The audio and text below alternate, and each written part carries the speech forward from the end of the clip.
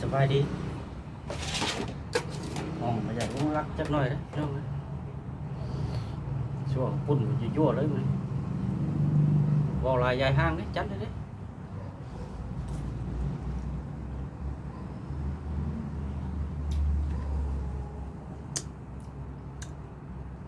vài chỉ bớt bó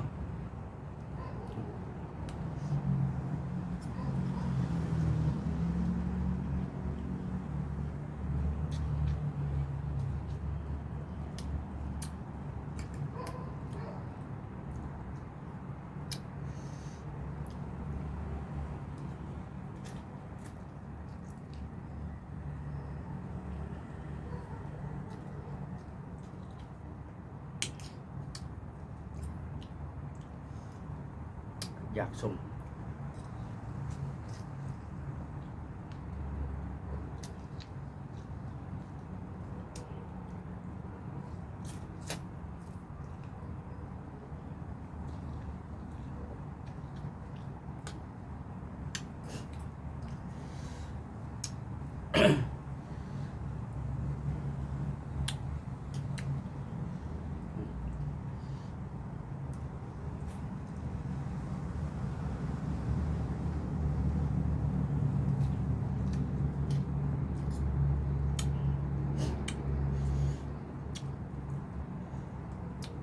ยั่วเลย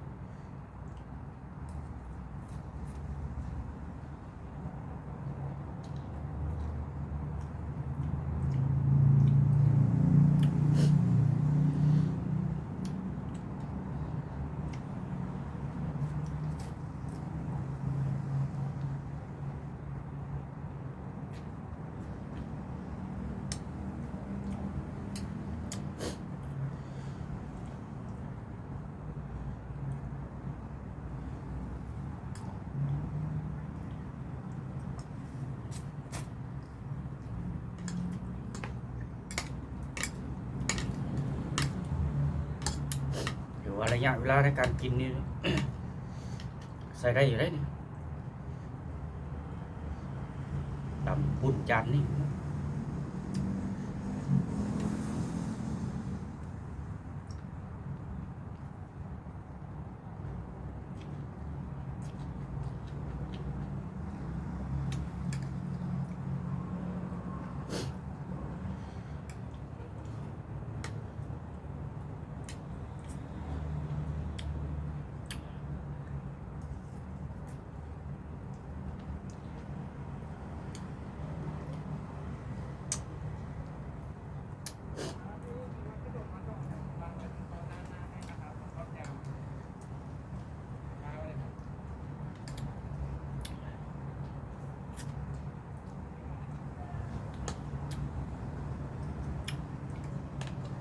กินครับพี่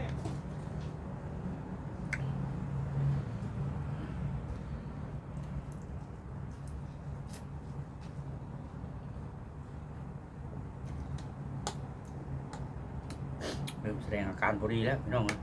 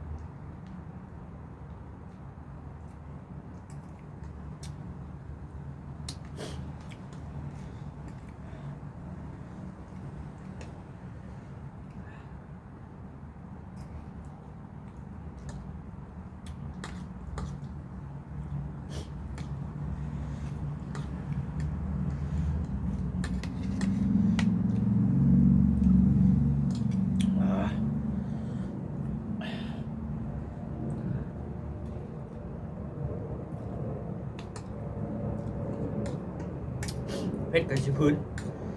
เพื่อผู้ประสบภัยน้ำท่วม